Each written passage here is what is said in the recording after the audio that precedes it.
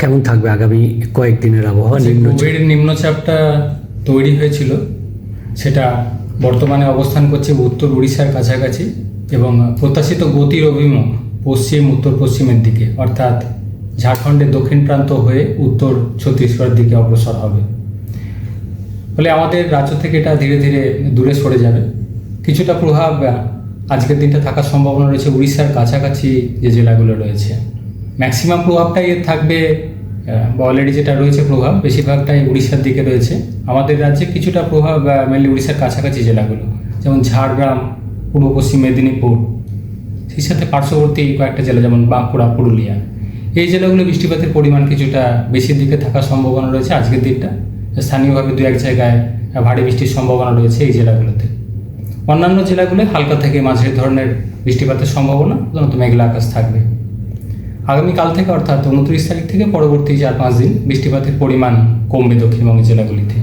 তবে হালকা ধরনের বৃষ্টিপাত কন্টিনিউ করবে, যেহেতু বর্ষার কারণে স্থানীয়ভাবে হালকা ধরনের বৃষ্টিপাত মাঝে মধ্যে থাকবে, বৃষ্টিপাতের পরিমাণ কমবে। কলকাতা পার্শ্ববর্তী অঞ্চলের জন্য আজকের দিনটা অর্থাৎ 28 তারিখ প্রধানত মেঘলা আকাশ, দু এক পশলা হালকা থেকে মাঝারি ধরনের বৃষ্টিপাতের সম্ভাবনা। বৃষ্টিপাতের পরিমাণ কলকাতা পার্শ্ববর্তী অঞ্চলের জন্য 29 তারিখ থেকে কমবে, পরিমাণ কমবে, তবে হালকা ধরনের বৃষ্টিপাত থাকবে মাঝে মধ্যে। মৎস্যজীবীদের জন্য আগামী 24 ঘন্টা সমুদ্রে না যাওয়ার সতর্কতা রয়েছে, সমুদ্রে দমকা হাওয়া থাকার কারণে। উত্তরবঙ্গের ক্ষেত্রে বৃষ্টিপাত বাড়ার সম্ভাবনা রয়েছে উত্তরবঙ্গের জেলাগুলির জন্য আগামীকাল থেকে অর্থাৎ 29 তারিখ থেকে। 29 তারিখ থেকে পরবর্তী 4-5 দিন উত্তরবঙ্গের বিশেষ করে উত্তরের জেলাগুলো দার্জিলিং, কালিম্পং, জলপাইগুড়ি, কোচবিহার, আলিপুরদুয়ার, এই জেলাগুলোর স্থানীয়ভাবে দু এক জায়গায় ভারী বৃষ্টির সম্ভাবনা থাকবে। অন্যান্য জেলাগুলোয় হালকা থেকে মাঝারি ধরনের বৃষ্টিপাতের সম্ভাবনা।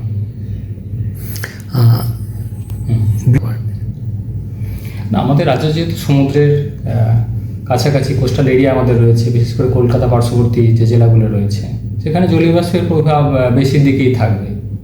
সমুদ্র থেকে জলীয় বাষ্পের প্রবেশ যথেষ্ট পরিমাণ অলরেডি রয়েছে এবং সেটা থাকবে। বর্ষা যেহেতু রয়েছে, বর্ষার সিজন যেহেতু রয়েছে, দক্ষিণ পশ্চিম মৌসুমী বায়ুর প্রভাবে জলীয় বাষ্পের প্রবেশ থাকবে। ফলে দিনের দিকটা তাপমাত্রা যদি থাকে কলকাতা পার্শ্ববর্তী অঞ্চলের জন্য যেটা থাকার সম্ভাবনা, আজকের দিনটা 30 ডিগ্রি কাছাকাছি সর্বোচ্চ, এবং সেটা খুব বেশি চেঞ্জ নেই। আগামী 2-3 দিনে যেটা 32 ডিগ্রি কাছাকাছি থাকার সম্ভাবনা।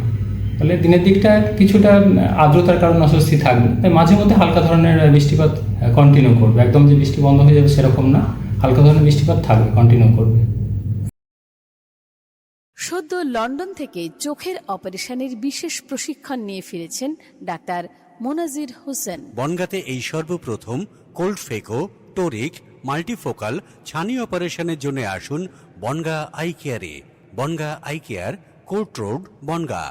ফোন 704446538887।